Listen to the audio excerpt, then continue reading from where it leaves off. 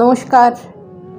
স্মরণে মননে প্রব্রাজিকা ভক্তিপ্রাণা মাতাজি এই অনুষ্ঠানের অন্তিম পর্ব আজ পরিবেশিত হচ্ছে। রোজ রোজ শুনি ভগবানের বাণী এই সমবেত অনুধ্যানের 213তম পর্বে আপনাদের সকলকে স্বাগত জানাই।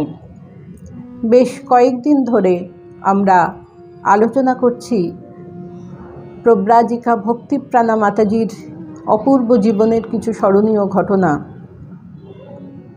একদিন মঠে এক ভক্ত এসে মাতাজিকে বললেন, সেই ভক্তটি দেখছেন যারা যত ভালো মানুষ ঠাকুর মাকে নিয়ে থাকে তাদেরই ভগবান বেশি কষ্ট দেন।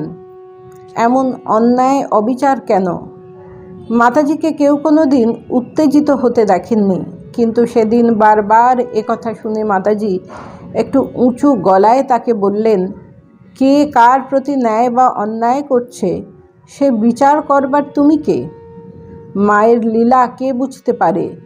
তিনি কাকে কি করলেন, কেন করলেন, এসব তুমি কেন ভাববে? তোমার ঠাকুরকে ডাকার কথা, তার নাম করার কথা, তুমি তাই করে যাও। ঠাকুরকে ভালোবাসতে হবে। ঠাকুরকে ভালোবাসলে ওসব হাবজি গাবজি মনে আসবে না। মা বলেছেন না, যদি শান্তি চাও কারো দোষ দেখো না। আরেকদিন এক ভক্ত জানতে চান, মা ভগবানের দিকে এগোচ্ছি কি না কী করে বুঝব? মাতাজি বললেন, বেশি করে তাকে ডাকতে ইচ্ছে হবে। মাতাজির শরীর শেষ পর্যন্ত মোটামুটি ভালোই ছিল। 2022 সালের প্রথম দিক থেকে তার অন্ত্রের সমস্যা দেখা দেয়। এর সঙ্গে ফুসফুসের সমস্যা যোগ হওয়ায় 5ই ডিসেম্বর তাকে রামকৃষ্ণ মিশন সেবা প্রতিষ্ঠানে ভর্তি করতে হয়। ক্রমশ শারীরিক জটিলতা বাড়ে। তিনি সেপ্টিসেমিয়ায় আক্রান্ত হন। কথামৃতের প্রতি মাতাজির গভীর আকর্ষণ ছিল। হসপিটালে রাইলস টিউব থাকায় মাতাজিকে চশমা পরানো যাচ্ছিল না। তবু বলছেন পড়তে পারবো। একজন সন্ন্যাসিনী সামনে কথামৃত ধরে থাকতেন, মাতাজি পড়তেন। কয়েক ঘন্টা পর সেবিকা জানতে চাইতেন, খালি চোখে কি পড়লেন? মাতাজি যা পড়েছেন হুবহু বলে দিতেন। সচ্চিদানন্দই গুরু। যদি মানুষ গুরুরূপে চৈতন্য করে তো জানতে হবে যে সচ্চিদানন্দই ওই রূপ ধারণ করেছেন। এইটি মাতাজির শেষ কথামৃত পড়া, শরীরত্যাগের 2 দিন আগে। 11ই ডিসেম্বর 2022 রাত 11:24 মাতাজি মহাসমাধিতে লীন হন। তখন তার বয়স 102 বছর।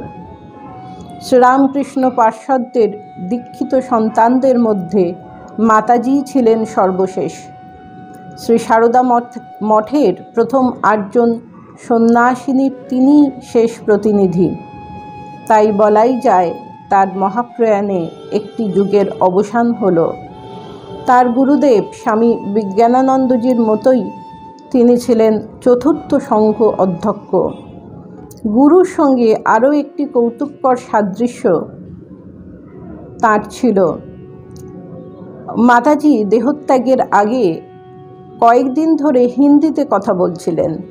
যে কেউ তার ঘরে যাচ্ছিল তার সঙ্গেই। তাকে এমনটি করতে এর আগে মঠবাসিনীরা দেখেননি। পূজনীয় বিজ্ঞানানন্দজির স্মৃতিকথাগুলিতে তার মুখে যে ধরনের হিন্দি বুলি দেখা যায়, মাতাজির মুখেও তেমনটি শুনে সবাই নির্মল কৌতুক অনুভব করেছিলেন। এই ঘটনা কি মানুষ গুরু তথা সচ্চিদানন্দ গুরুতে মিলে যাওয়ারই দৈব ইঙ্গিত নয়? শ্রীরামকৃষ্ণ করুণাগঙ্গা অবনীর বক্ষ প্লাবিত করে প্রবাহিত হয়ে গিয়েছে। অবতার পুরুষের লীলা অবসানের পর তার পার্ষদবৃন্দ, তারা অপ্রকট হওয়ার পর তাদের সন্তানগণ, আবার তাদের শরীর রক্ষার পর তাদের শিষ্যগণ, এই ধারায় চলেছে করুণাগঙ্গার প্রবাহ। আমরা বসে আছি সেই প্রেম সুরধুনির তীরে, দেখে যাচ্ছি তরঙ্গ মেলায় যায় তরঙ্গ উঠে, কুসুম ঝরিয়া পড়ে কুসুম ফুটে। একের পর এক সংঘগুরু আসেন, চলে যান। তবু অনন্ত জাগে।